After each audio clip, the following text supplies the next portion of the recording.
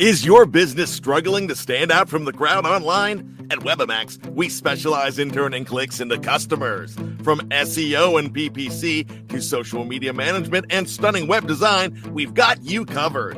Boost your online presence and drive real results. Ready to take your business to the next level? Visit Webamax.com. That's Webimax.com for a free digital analysis. Roll the web with Webamax.com. Welcome back to a new episode of the Skating Penguin Network Mailbag Show, everyone. It is your host, Robbie, joined once again by co-host Snail out in Seattle.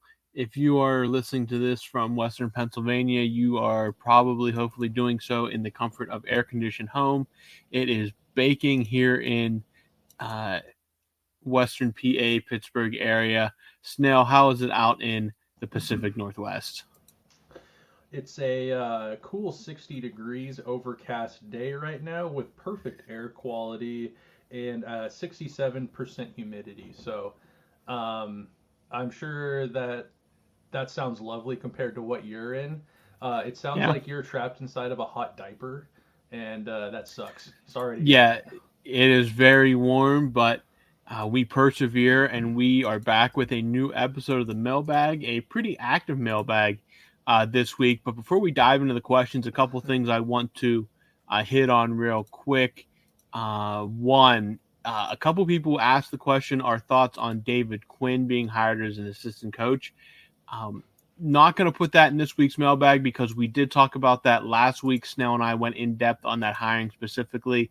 You can go back and listen to that. It was last Friday's episode, just talking some hockey.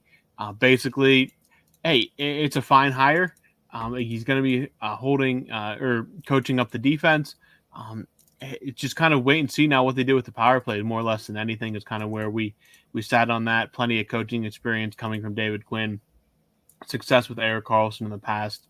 So if you want our full thoughts on that, head over to Thursday's episode to get the full breakdown there. Number two, this episode is going to be mostly hockey-centric. A lot of people threw in some thoughts on other things. We're going to get to that later in the week. You can do that. But if you're looking for your question and you didn't see it in this episode, it'll more than likely be in Thursday's episode. And I did see in the notifications, an old friend was lurking in the notifications of this week's mailbag. Mr. Garrett Bahana popped up a few times. I guess they reopened his train stop on the way to work, so his shin splint problem has hopefully rectified, so he is no longer dealing with that. Garrett did pop into the replies of this week's tweet, so we do know he's alive at the very least. Yeah, it's a nice little surprise to see him going at it with Brian in the comments. Threatening as always. He's kind of a badger in the comment section sometimes, so and in the DM. So good to see he's healed up from his shin splints, and his little trolley station's back open. So he's got one less thing to complain about. Absolutely. Well, Robbie, let's get into some of these questions. The first one is coming from, our old pal, Old Faithful. The sun rises in the east and sets in the west, and Brian is back in the mailbag. He asks, Robbie, would it be the ultimate playing chess while everyone else is playing checkers type move if Dubas were to be able to get Jake back into Pittsburgh? It would be quite a haul, I would say, because you would obviously get him back with all those prospects and Michael Bunting still in hand.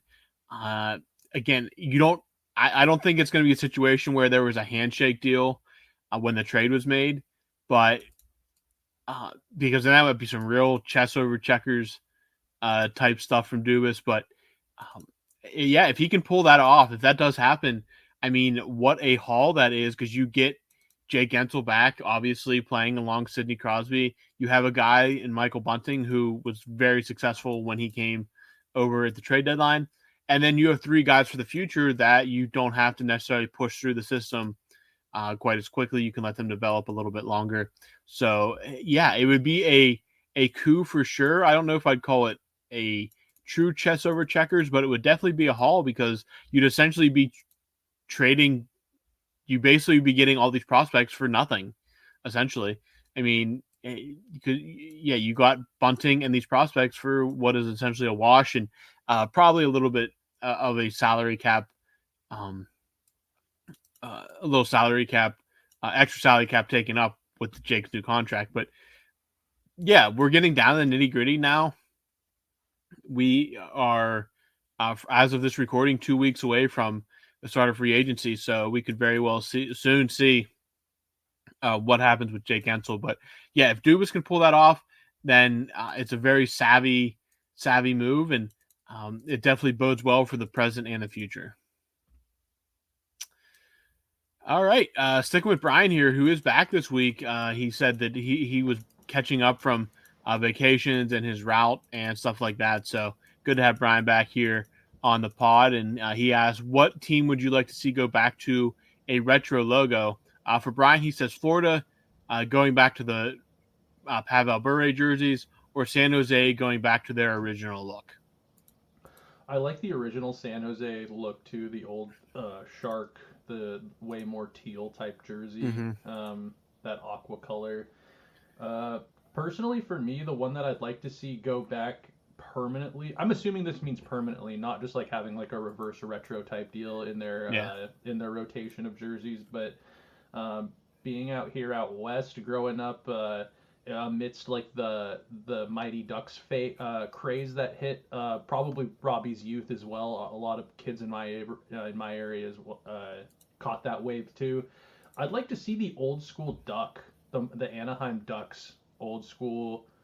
I forget the name of the actual duck. It's like what it's called, but you know what I'm talking about. The duck with the hockey mask, that classic with the black circle around it, and then like the teal kind of triangle. So nostalgic for me, and I just don't know why. Disney sold them. They changed ownership. They kind of rebranded, and they went to that like brown kind of color, and they used the webbed foot.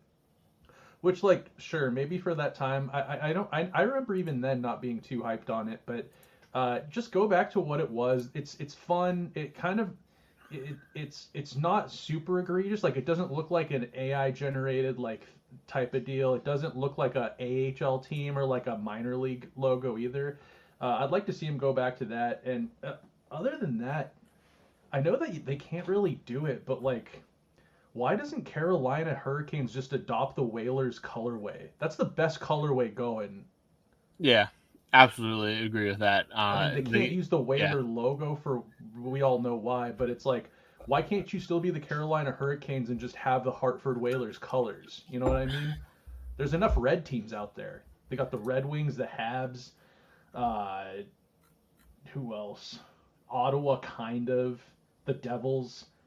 The Calgary Flames. Like, you have enough red teams in the league. Go back. That's like the best colorway going. Yeah, absolutely agree with that. I'd love Vancouver going back to the flying skate, the black uniforms with the red and yellow, a classic look as well. Obviously, a great look.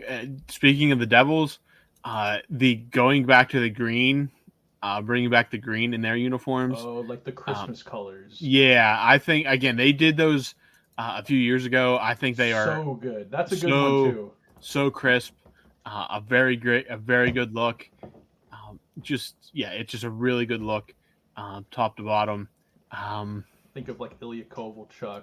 Scotty Gomez. Yeah. Tampa Bay going back to the black.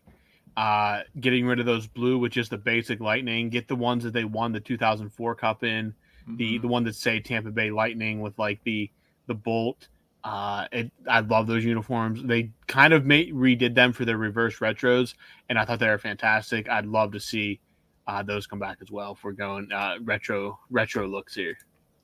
I just don't. It's so funny because everything comes back around, right? Like, You think you're making progress and you change it and it's supposed to. No one's ever happy with it, and then they end up just going back to the original or the retro. There's a reason the Flyers and the Habs and the Bruins really haven't changed their logo.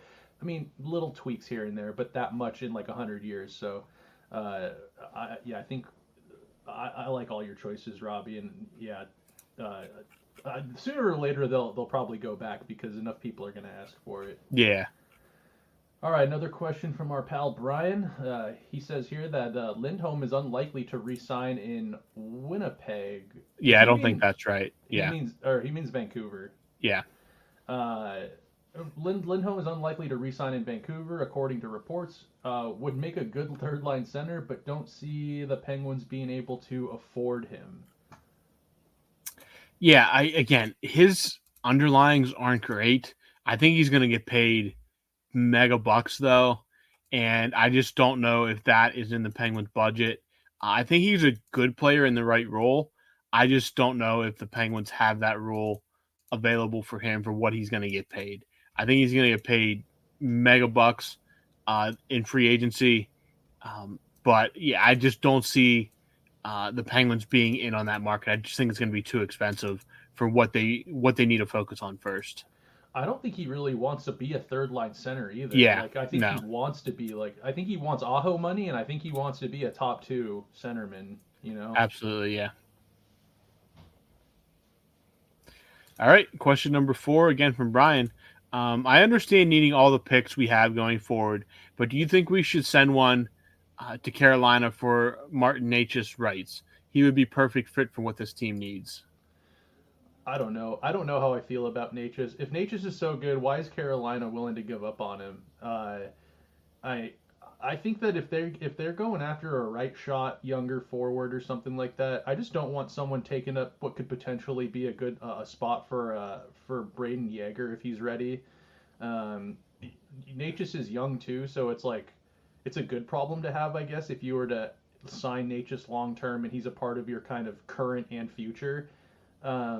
But I don't know. I'm weary on the Necas thing. The other thing that I think that the Penguins have needed for a long time since Phil Kessel left, and Phil Kessel was a threat on that on the power play on his off wing, but on the half wall. But they need a one-time option. Like they've got Sid down low, they've got Gino who can even with his age he can still pound the puck and he can score from distance. Rust he's good. He's more kind of a off the rush kind of guy, creative type of right winger. I just would love to see the Penguins have like a serious right shot threat on his offside. And I don't know if Necas is really that. I think he's a professional hockey player. He can probably one-time the puck, and I'm just looking for a guy that can dish and shoot. And from what I hear, Yeager has an absolute bomb of a shot. An NHL caliber shot already. I think that I'm curious to see what Yeager has in camp and if he can crack the team out of camp and leave that spot for him, because I think Yeager's going to be a top 6 type of guy. Mm-hmm. That's where I'm at with it, Robbie. Where are you at with this Necas stuff floating around? I don't see him leaving Carolina, to be honest with you. And again, yeah, he would fill an immediate need for the Penguins, but with Yeager coming up and other things going on and trying to build for the future, to me, it's probably a no-go. I mean, unless you can guarantee the deal getting done, but I really like what we saw out of Yeager this year, and I think he's going to be here sooner rather than later. But so, yeah, I'm not really on board with dishing out potential future picks for Martin Necas at the moment. Great player, and I think he's going to get signed in Carolina, and he's having a great career. Just for me, not really in the Penguins' plans right now. If we were talking Seth Jarvis, totally different conversation. Oh, completely different conversation. Sell the farm for Jarvis. I love that guy. But it's not. So we'll move on from that. And another question coming from Brian for Robbie here. Brian says, we can all rest easy now that Taylor Hasse got that exclusive interview with Dubas, and contract talks with Sid are very much happening and seem to have an announcement on or shortly after July 1. Who is Taylor Hasse? She writes for DK on Pittsburgh Sports. She's their Penguins beat writer. She did have a piece with Kyle Dubas in the last week. Kind of looking for the Crosby part, but I don't really see the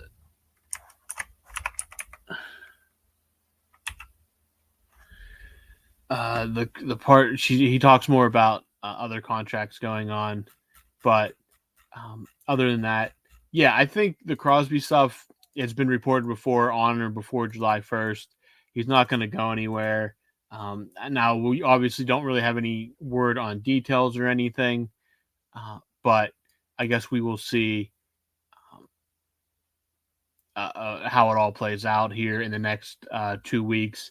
And yeah, don't panic if it's not July 1st. I think it could be a few days after, especially with Kyle Dubas being busy on July 1st if the deal's not completely all the kinks aren't ironed out. So it might be a couple days later, but I wouldn't fear too much. But Brian, if you have the quote from Dubas from Taylor's article, I'm looking at her article now and can't find that tidbit unless I'm missing something. So Brian, if you have that, feel free to tweet us where we can find that so I can just check it out real quick. But I'm gonna trust Taylor. She does really good work for covering the Penguins for DK on Pittsburgh Sports. So other than that, yeah, nothing surprised me. Rob Rossi reported back in early May that this was basically how it was going to play out. Now we get a word from Dubas that this is how it's pretty much going to go down, and none of it's surprising. Sidney Crosby will re-sign on or before July 1st. He's not eligible to re-sign before July 1st, so nothing can – I guess they could come to an agreement, but pen can't be put to paper before that day. So, yeah, I'm not getting too concerned about it. Haven't really been concerned about it all summer because that's kind of the path that it's been going. He said he wants to remain in Pittsburgh for his entire career. The Penguins are going to do everything. If they did right by Malkin and Letang, they're going to do right by Crosby. So, yeah, hopefully July 1st it gets done and we can talk about it. But if not, a few days later, nobody will be worse for the wear. Hopefully it's signed and delivered and posted on social media at exactly 12 o'clock Eastern time. 12:00:001 is when the tweet needs to go out. They need to have that thing signed already and in the draft so that someone just has to click post and it's up. Yeah, I'm sure that's probably yeah. If it's July 1st going into that evening and there's no word yet on Sid, how big of an aneurysm is Canadian media going to have? About him going, yeah. They're going to be like, well, Sid hasn't signed. Why would he go? I mean, it's going to be a fiasco, and I'm pretty excited for it. Watch Sid not sign. Watch things fall through at the 11th hour. Yeah, let's not talk about that. Yeah, let's not put that out there. But yeah, I expect it to get done, and we can all celebrate. Next question, Kim, our Danish friend Kim Larson, back in the pool here. As I've mentioned before, I'd like to see Nikolai Ehlers in Pittsburgh on the same line as Sid. He's available now. Is he also someone you would like in Pittsburgh? I know he's your boy, Kim, because he's the Dane, right? And yeah, I believe Ehlers is a Dane. And Kim's a Dane. I know. Yeah. It just, I can tell. I get it, man. You want your boy in Pittsburgh. You want to watch the Danish kid play for the team you already root for. But if I'm calling the shots, which I'm not, but in this hypothetical, if I am, I'm not picking up Nikolai Ehlers. I think that window for picking up Ehlers, which was rumored a couple of times, way back years ago now when the Penguins were making the playoffs. I remember there was some rumors that the Penguins, I think when Jim Rutherford was still at the helm, they were looking at Ehlers. But where they're at now, Ehlers is he's getting older every year. Not that he's an old player by any means, but I just don't see him fitting the window for what the Penguins are really trying to do right now. I like O'Connor. He doesn't have the flash and dash that an Ehlers has. I like Bunting a lot. And in the top 6, as far as lefties go, Ehlers is a top 6 player. You're not going to pay that contract for a bottom 6 guy, and it's not his style. He's not physical. He's not. I don't think he has the most defensively sound metrics either. So, I'm sorry, but I just don't see it happening. Robbie, where are you at with the potential of picking up a guy like Ehlers? Yeah, I mean, we've talked about Ehlers before. Obviously, we have said um, we've had said great things about Michael Bunting and Drew O'Connor, especially in the second half of the season, or even the last month of the season. Ehlers, if you can get him for the right price, I think is a benefit. He has a tendency to disappear for long stretches, which can be frustrating, obviously. But when he is there, the skill is undeniable. There's no doubt that he's a great player.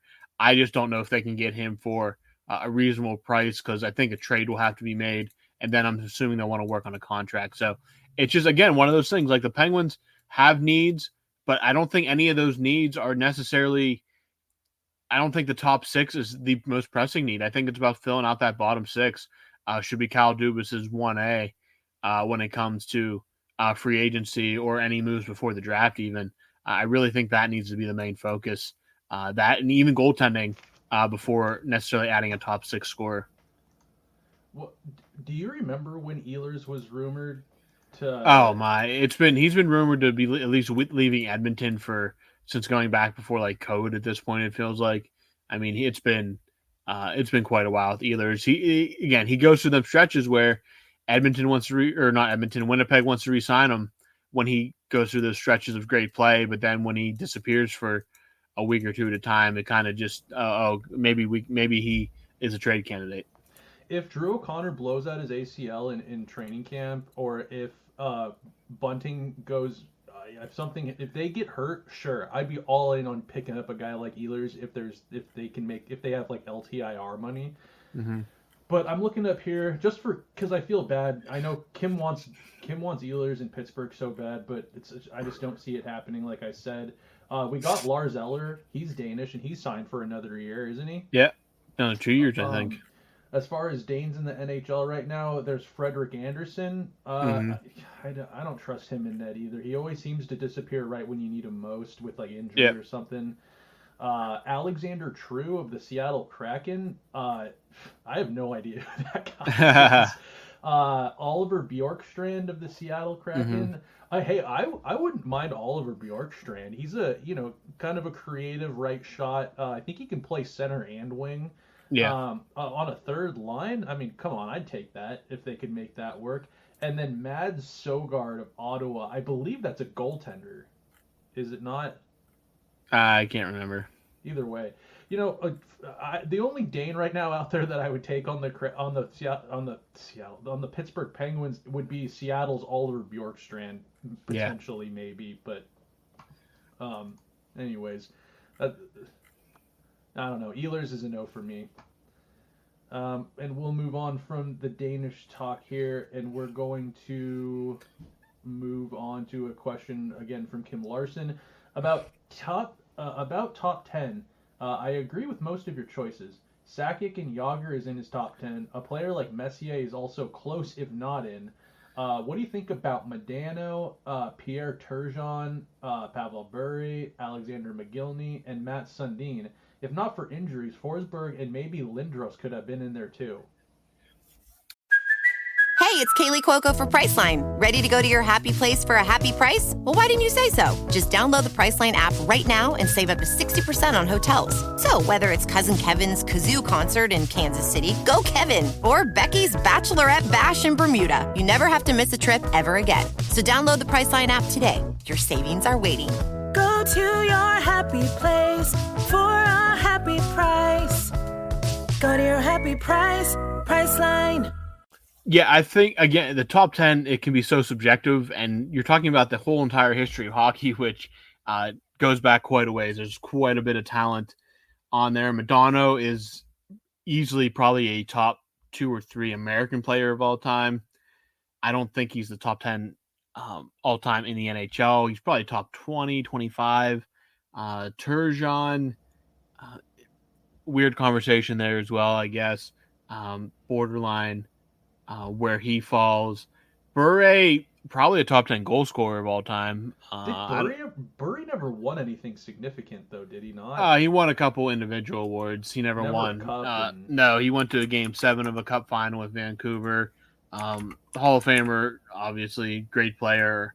One of the top all-time Russians. 2 2 Richards. He won 2 Richards. He scored. He only played 702 games and recorded 779 points. A lot of people points. forget that he had a pretty short career. He did. Far as, Yeah, he had he played. Obviously, he played in. He played in Russia before coming over when it was still the Soviet Union. He was an all-time great player. He was on the 100th anniversary team. He's one of the 100 top players of all time. All-time great goal scorer. Won a Calder in the Hall of Fame. All-star, multi-time All-star. Definitely, I'd say, just on a pure goal scoring, from a pure goal scoring stance, he's a top 10 player of all time. Overall, probably not. Mogilny, kind of the same. I don't know. Mogilny very good. Again, Mogilny should be in the Hall of Fame, I think, is not, unfortunately. Matt Sundin, very good, not top 10 of all time. Excellent player. I was forgetting. We're talking top 10 all time. Yeah, all time. I mean, the list, again, you have probably 5 guys that are probably solid on that list. And then your next 5 can be all on preference. Lindros, if he doesn't battle injuries, is probably very close to that conversation. Forsberg, a absolute phenom with the puck, is probably in that conversation as well. A couple cups, a Hall of Famer, and kind of one of a big Swedish name there as well. So definitely in that conversation as well. But again, after that first 5 of like Crosby, Lemieux, Gretzky, Howe, and Orr, I mean, your next 5 can be pretty much whatever your preference is. So I can't really disagree. Yager, I think, is obviously in there, not just from a bias perspective either. I put Sakic in mine just because he was a complete player. Snail, I believe you had Yzerman on yours. Again, you can really, and we haven't even mentioned a goalie in all this either. You can really kind of pick and choose who you want there. But Modano, Turgeon, Bure, Mogilny, and Sundin, for me, would not be in the top 10. Forsberg and Lindros, I think, definitely have cases. Lindros would have a very strong case, I think, if 1, they would have won a cup in Philadelphia, and 2, would not have had his head up. Yeah, if he wouldn't have had to deal with all those injuries. And kind of sticking to ranking players here, Kim asks then, who are your top 5 Russian forwards ever? Kim has Bure, Ovechkin, Fedorov, Datsuk, Kovalev, Mogilny, Kucherov, Larionov, Malkin as some of the best, but who do you put in the top 5? Before we get into this, did you see that photo surface of Alex Ovechkin, who's absolutely put on some weight over the summer? Did you see the picture of Evgeny Malkin with a shaved head? No. Oh, yeah, he apparently cut his hair, and it is quite a sight. Down to the nub? No, it's still, but it's definitely, he's lost quite a bit, let's put it that way. Maybe he's trying to shave off the bad juju. Maybe, I don't know. All right, so top Russian players of all time. Are we doing 5? He said, who's the top 5? He said 5, Bure, yeah. Ovi, Fedorov, Datsuk, Mogilny, but then he lists off about 5 more. Pavel Bure, Ovi, Fedorov, Datsuk, Kovalev, Mogilny, Kucherov, Larionov, Malkin. Yeah, this is another tough one because there have been some great Russians in eras before I watched hockey even. I'm going to go with... I agree with him on Ovi and Malkin. And then I'm going... Is Ovi, Malkin, that's just because they're current. And then I'm going... Let's see, Fedorov. And then I'm going... Would you say that...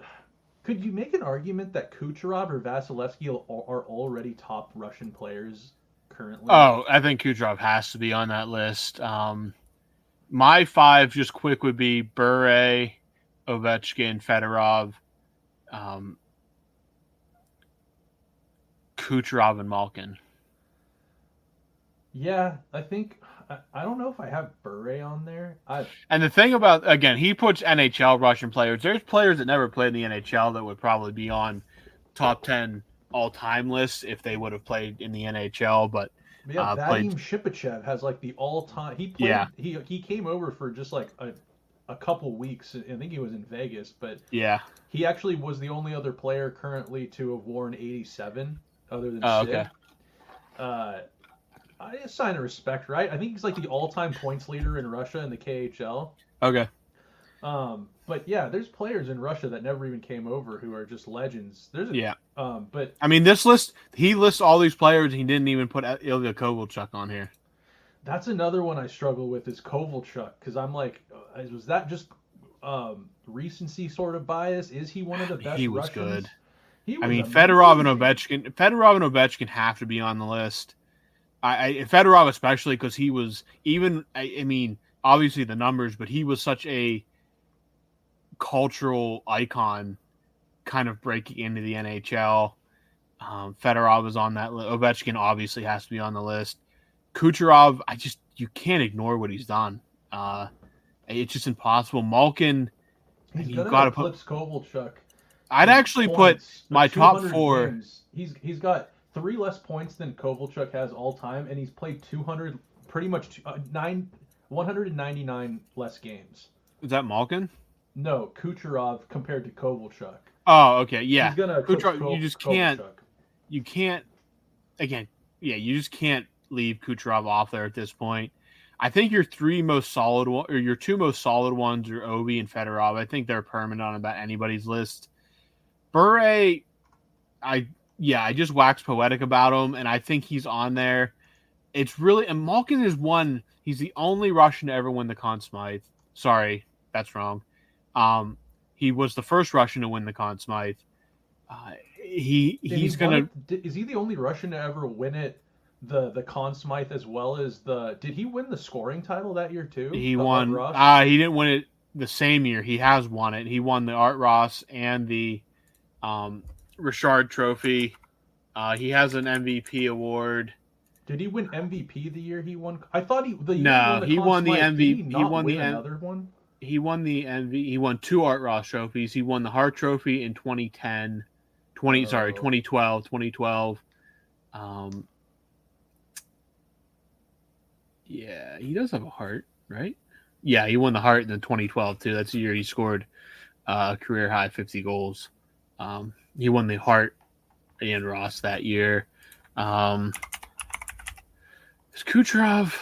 does not have a Conn Smythe. You listed all those awards and they still leave him off the top 100 list. Who in the world? Maybe he is the only Russian to still have a Conn Smythe because I thought Kucherov won the Conn Smythe. So did I, but apparently he did not. Let's see here. Hedman. Oh, Vasilevsky. Okay, Vasilevsky does have one. Why did that not show up in his hockey? Oh, it did. I read it wrong. No, it was So Makar. Let's see here. The first was Malkin, and then came. Oh, Ovechkin has a Conn Smythe. Duh. I didn't know he. That Washington team. Yeah, and then Vasilevsky has the third. So Malkin was the first. Again, I think Vasilevsky has to be in this conversation too. That's what I was saying. I mean, like right now with what he did. Yeah, Vasilevsky was a freak show at his peak. Again, goalies can be a little weirder like that, but man, got to have him in there too. I think it's an interesting conversation. Is Bobrovsky entering? Oh wait, this is top 5. This is top 5 Russian forwards. Sorry. Oh, forwards. Yeah. Okay, but just while we're on the topic, Bobrovsky might be entering the chat now. He's in the chat. I don't think the cup matters, to be honest. If they win, he's probably going to win Conn Smythe. He's got 2 Vezinas. He's going to be a front runner this year again. It's just. But anyways, forwards. I'm going. It's Ovechkin, Malkin, Fedorov. I'm going off the board. I'm putting Kovalchuk in there and Kucherov. All right, that's fair. Fedorov played. Remember when he played defense for a little bit? Yeah. Maybe he doesn't count anymore. No, I don't know.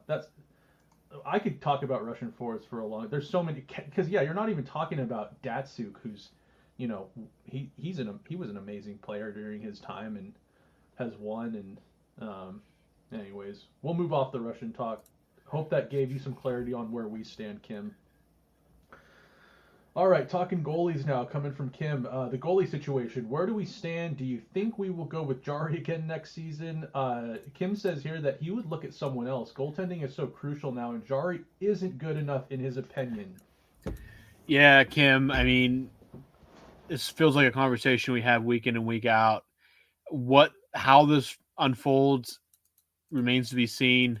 We'll have more clarity here in about 2 weeks, especially with Nedeljkovic coming up for a new deal. What are the options with Jari? Where or how do they view Joel Blomqvist, who spent the year in the AHL developing? Going to be interesting, and I completely agree that they still need a solution in goal, a more permanent solution, a more steady solution. And I'm here to listen to any opinions on it because I just feel like there's no clarity, and we're still a little ways out here from having any clarity. I definitely agree with Jari's probably not the answer, but I don't know what their view on Blomqvist is right now, and I don't know what they're going to do with Nedeljkovic. So, to me, that's all up in the air, and it'll be interesting how it plays out. Next question from Brian. With Chychrun wanting out of Ottawa, I think we should make a run for him. With him, PD Tanger, and Dragon, who is also PD. Dragon is PD. Yeah, maybe he meant Carlson here somewhere. As your top 4 D pairs, that would be tough to beat. Yeah, so Chychrun. No, that won't make any sense. Never mind. I don't know. It's like I think Sullivan wanted Chychrun that 1 year. He did. Well, no. Well, yeah. There was discussions. The last year of Ron Hextall. Yeah. Chychrun is kind of an interesting guy for me because he's not really a shutdown guy, but he's also like not really like an offensive guy. He's just kind of he was a talent, a somewhat highly touted prospect. Everyone always wanted him to get out of Arizona. He's injured a lot. And I don't know. I'm torn on Chychrun because when he's healthy and he's playing good, I'm all for him. I'd take him over Graves for sure. If you can make that work, if you could flip Graves and throw in something else like minor to go to Ottawa for a Chychrun and have him in your top 4, I'm all for it. The Penguins actually. Robbie, we kind of maybe we were talking about it a little bit towards the end of the season, but the Penguins did kind of have some depth on the left side because they've got P.O. Joseph, they've got Ludwig, and then they've also got that Ryan Shea, all on the left side. So a little bit of a logjam. Chychrun. It's got to be you got to be swapping somebody out. Maybe P.O. Would you do P.O. Joseph for Chychrun if they wanted to unite the Joseph brothers out there in Ottawa? Would you package Joseph with somebody? Yeah, I would be fine with that if you're getting a quality guy like Chychrun back. Yeah, that's where I'm at with it. And yeah, he would bolster that top 4 for sure. I'm just wondering who do you pair? Like, would you have Chychrun with Letang and then keep the Swedes together, or would you flop would you flop Pete Pettersson and Chychrun?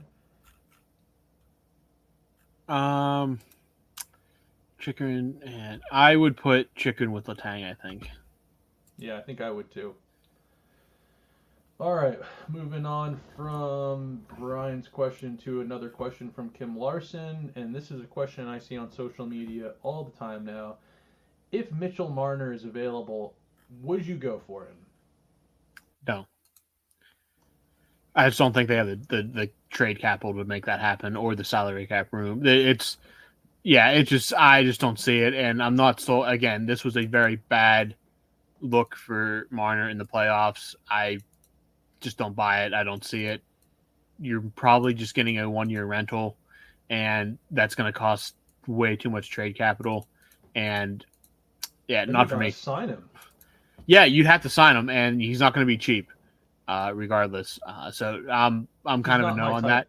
I'd much rather sign a 30-year-old Jake Gensel to an 8-year contract than trade for and sign a slightly younger Mitch Marner to an equal, a probably pretty absurd contract. Because I know Jake, no matter what happens, I know Jake's showing up in April. And That's to all me, he that's does. Just get him to April. He shows up. To me, that's the most important Isn't he thing. like goal a game or point a game in the playoffs? He was at one point. He may have slipped. He was on an absurd scoring streak at one point in the playoffs early in his career. I'm trying to find the playoffs. He's 67 points in 69 career playoff games. He's right there. That's insane. Is he going to go down as maybe one of the best American players when it's all said and done if he keeps this up? Yeah. There's still some. I mean, the Americans are still kind of filling in these greatest of all time list, so there's plenty of room for him to kind of climb in there. For a long time, it was Madonna, Eddie Olczyk, and then Brett Hall. Brett Hall. Yeah. Holy, and then Chelios is in that conversation. Chelly, Patty Kane. Yeah, Patty Kane's probably the best American hockey player ever at this point. Jake Gensel will creep into that top 10 conversation. Yeah, I think he'll move in that, especially if he's only 30. He's gonna sign for a team that's gonna probably make the playoffs anyway. So yeah, I think that he's definitely working his way into that conversation if he's not there yet. Yeah, I don't know about Mitch Marner, man. I just don't like the body language. He's soft. He's one of those guys that he likes everything, it seems, about being an NHL player, except maybe when hockey gets a little more serious. You know, he likes to rack up the regular season points and do his little dances and that little sideshow crap he likes to do up there. Yeah. And he's a fan favorite to some in Toronto. He's polarizing, and I err on the side of caution with him. I don't like his aloofness, and then when he doesn't show up in the playoffs and cries about it, it's just, dude, I can't do it. That's not. Penguins have been so blessed to have so many great playoff performers and hard-nosed players and guys that play the game the right way. He might help get you to the postseason, but he's not helping you once you get there. And that's a no for me, dog. Yeah, I agree. All right, I believe that is this episode's set of questions. We'll be back later in the week, obviously, with a little less hockey talk. There's some interesting questions floating around still there in the thread that we can talk about, some stuff, follow-ups on some past questions. Good to have Brian back in the chat. Good to see that Garrett is still breathing as well, which is always a positive. We miss our friend. So hopefully he's healing up from his devastating shin splint injury. He keeps continuing to ice them puppies up. And continue to heal. But Snell, do you have anything before we wrap this up? Just saw Columbus Blue Jackets just fired Pascal Vincent.